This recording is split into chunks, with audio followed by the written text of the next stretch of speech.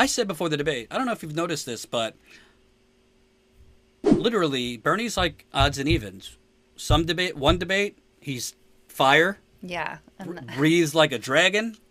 And the next debate, he holds his punches. Yeah.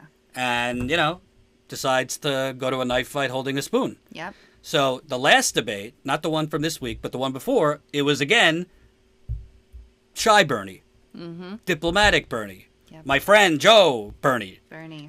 But this debate, Bernie, he took his medicine. What kind of medicine? I don't know. He took his medicine. This to me, and I'm not saying this as a Bernie bro. I'm saying this just as somebody who appreciates good politicking.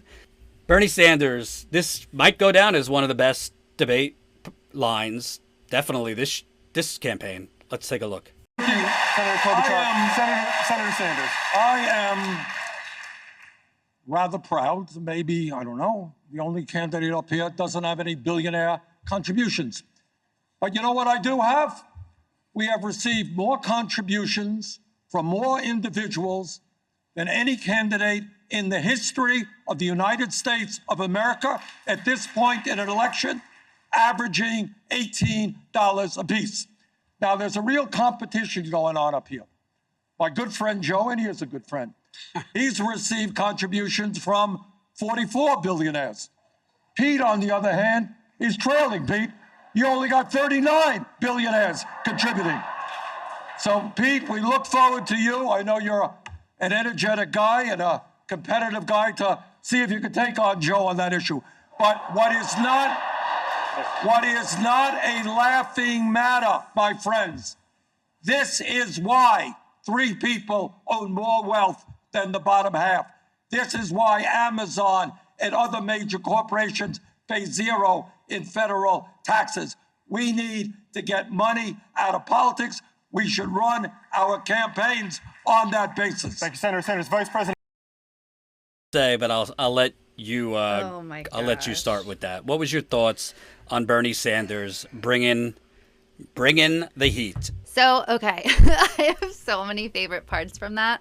But my absolute, and I wish we'd pulled up a picture of this beforehand, but my absolute favorite part is when Bernie turns to Pete and says, "You're an energetic guy. Maybe you can," what do you say, "take him on this issue." And Pete's face, he literally looks like a little rat. Like he goes like puts his teeth over his lips and just looks like a lost little boy who's been scolded. And it's just, I mean, Bernie's totally right. He presented it perfectly. He had the contrast there of, I have 0 billionaire donors. Here's how many Joe has. Here's how many Pete has. And just the framing of it, the delivery of it was fantastic. And he's absolutely correct. What I love the most about it, and I tweeted about it, this is something that in Washington, D.C. culture, it's like saying the N-word. You know what I mean? I don't know. No. like you know how as like white people, if another white person said the N-word, like we would, especially around a black person, our face would go like yeah. That's what like calling out billionaires in Washington D.C. at like in Georgetown or at these cocktail parties or at think tanks, like you don't dare sin. You do not use the billionaire's name in vain, you know? I don't mean to compare, like, greedy billionaires to slavery or anything. But you get my point. Like, it's not done. No. And that's why Joe Biden's face. Did you see Joe Biden's face when he said that? He said his face was like this. I know. Their reactions, they were like... It was like, that face that Joe Biden made. Like, first I was like, is he, like, mad because, like... No, Bernie, it's 46. You know, like it's like, get it right. You know, like how dare you understate how many billionaires are donating to me? But it's like, it's so unheard of for somebody to literally just that is a punch in the face. Bernie punched him in the face by saying that. It's embarrassing. It's shameful. It's basically saying you are corrupt. Bernie was basically saying you are corrupt. You can't recover from that. Right. And that's why he made his face, because he's basically making a face like, I think he was making a face to be like, what are you talking about? I don't have that. But like, all you got to do is, yeah, he does. He does have that many billionaires. So I loved Biden's face. Mm-hmm. But then Bernie so brilliantly, not only did he pivot to Pete and say, but Pete, you're close, you're close.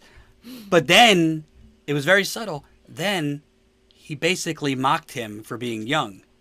Yeah. He mocked him for basically being a young, privileged, soulless interloper. Mm-hmm. Basically somebody who just has pure ambition and nothing to show for it. Said, oh, you're a young, energetic guy. You're a young. It's like your grandpa. Like, oh, you're a young, energetic whippersnapper. I'm very. And Pete's face. Oh my God, he was like, hilarious. No, Pete was like, he was so. Oh, you're right. I'm corrupt. What do I do? The only thing, and I know Bernie didn't. I know Bernie wasn't going to do it, but I would have loved to have him turn to, Elizabeth. We're okay. You got 2. That's fine. Right. Yeah, he could have mentioned, oh, Elizabeth, you got 2, but obviously. That would have been, I think, too mean. Maybe I just want to go. Maybe I just want to go for the jugular. Well, Pete was a total DICK to Warren. I was really upset. Why? What? He was awful to her. In what context? I can't even remember now. Don't be a Warren apologist. No, it was bad. The wine cave stuff?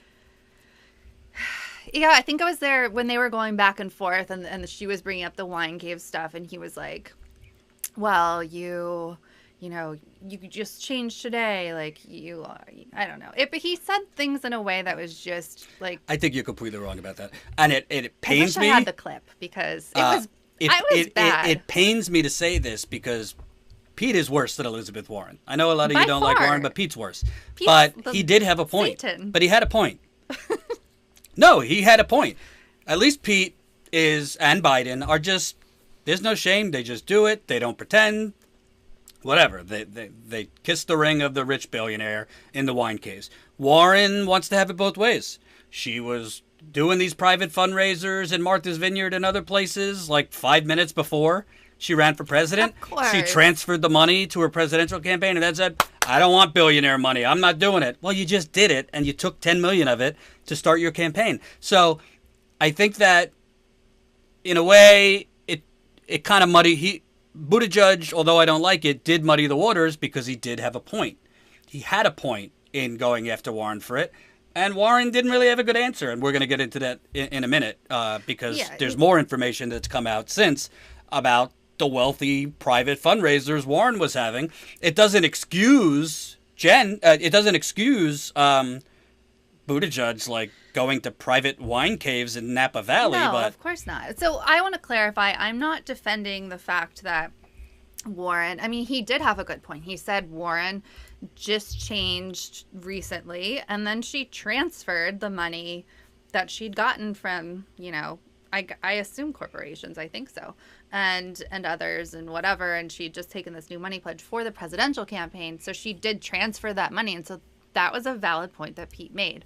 But his delivery, the way he did it, he was just being I don't know, he went too far, and the way that he delivered that in particular, I took offense to, and I'm not a Warren apologist, you know that. I don't know. Maybe my hatred for Pete is overshadowing the fact that I don't like Elizabeth Warren. Hope you enjoyed that last video. Hop on over to statuscoup.com where you can sign up for our email list and become a member for as low as $5 to $10 a month. Membership is how we grow. That's statuscoup.com/join. And remember, join our email list so we can grow the revolution with you.